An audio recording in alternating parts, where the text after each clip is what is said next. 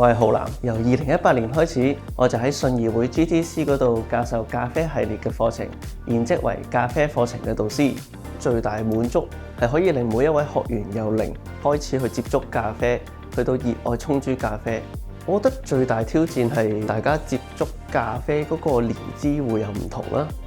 對於咖啡嘅了解程度亦都會有唔同啦。我一直都覺得教學係需要將自己學到嘅、見到嘅分享俾大家。同樣我都會喺大家身上面得到一個啟發，所以我覺得教學相長嘅關係係令成個教育學嘅過程都得到融合嘅。